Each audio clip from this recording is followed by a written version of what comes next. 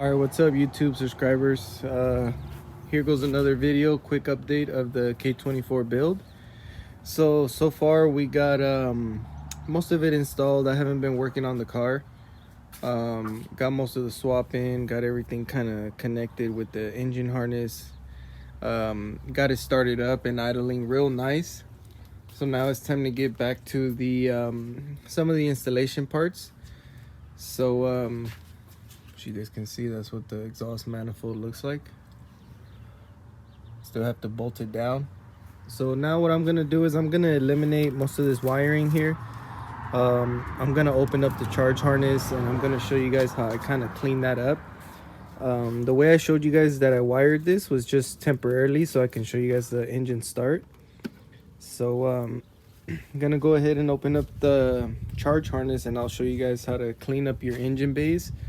Just a little bit, not too much. I've exposed some of the wires I need here to extend, and the cam gear sensors, cam position sensors, may I say.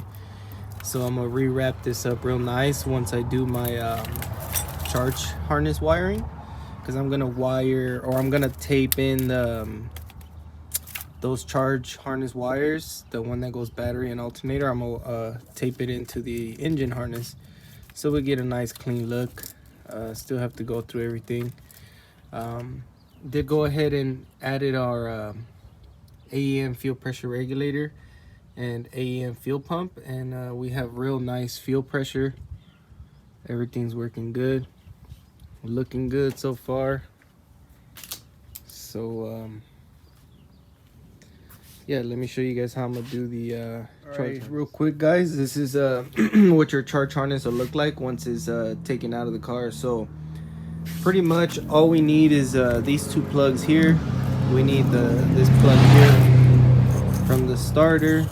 We need this plug here for the NOx sensor, and then we need this plug here for the alternator. And what we're gonna do is we're just deleting all this mess that we don't need, because all we need is to relocate these two wires, which is the power to alternator and starter, and those I'm just gonna buy separate, and then I'll show you guys how I do that later. Just right now I wanted to show you guys how I kind of clean up the charge harness. All right, so first you guys want to start off by taking off this blue piece here. What I do is I use a flathead to push that in. So got our flathead, push this little tab in, and don't be shy, guys, you guys won't need this piece anymore.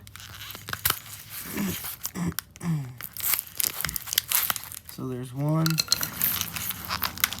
Alright, so once it breaks open, you guys just take off the top piece. So that's that, got that piece off.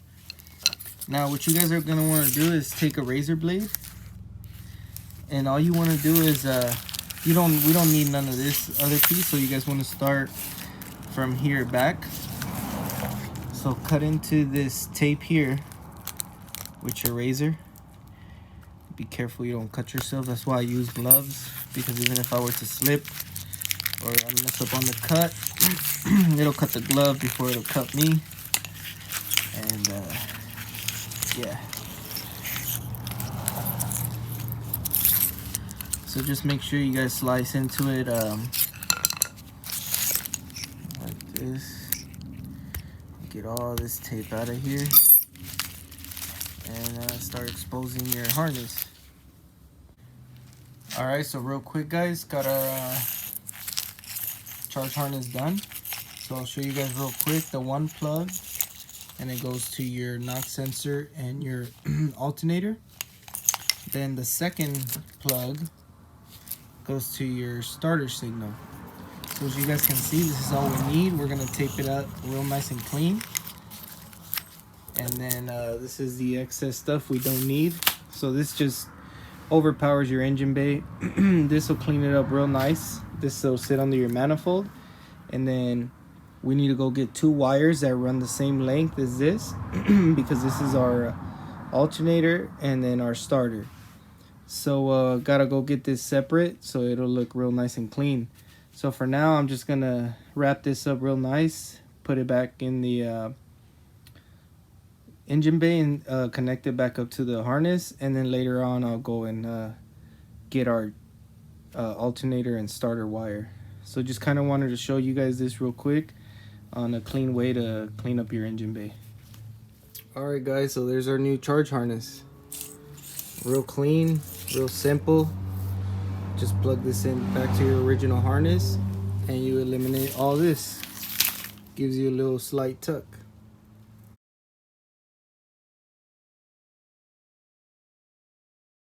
All right, here we go, boys. Real crucial information on this K24.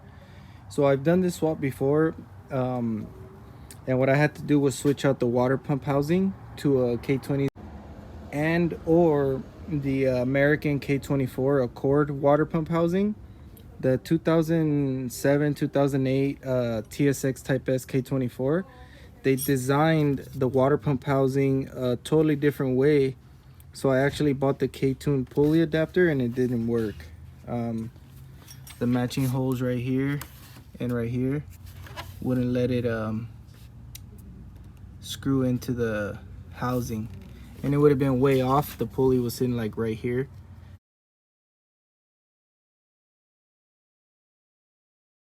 It wasn't sitting lined up directly.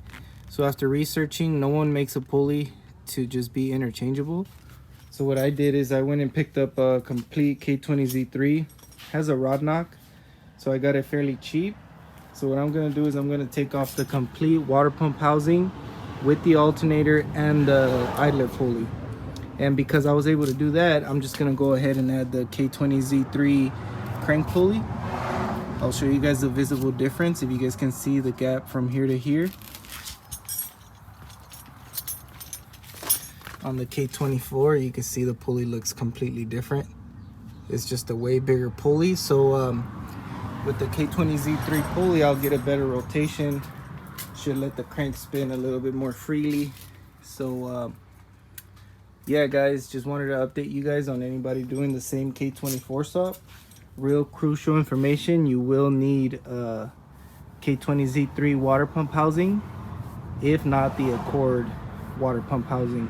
Stay away from the EP3 water pump housing because for some reason the EP3 water pump is a little bit different and it's the most expensive water pump.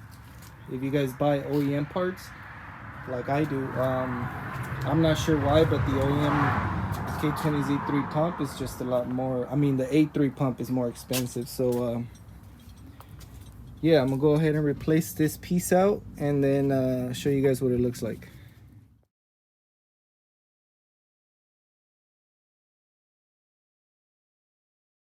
Well boys, got the K20Z3 water pump installed. I knew I would have to do this process, but when I bought the K-tuned idler pulley, when I called K-tuned, they told me it would work for the K24a, the Japanese TSX. So come to find out, it doesn't work.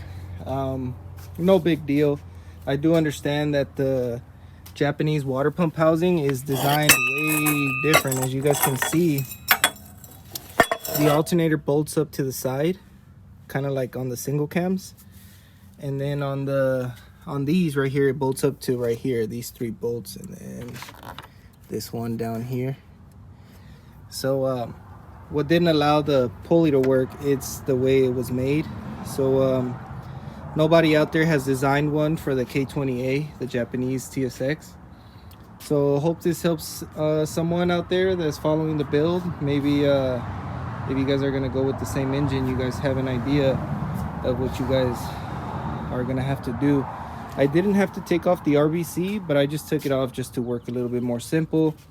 And then because I do have to retape my harness, I just went ahead and took it off because I'm gonna make it look nice and neat. So yeah guys, comment, subscribe, and let me know what you guys think. We'll keep you guys updated on the build.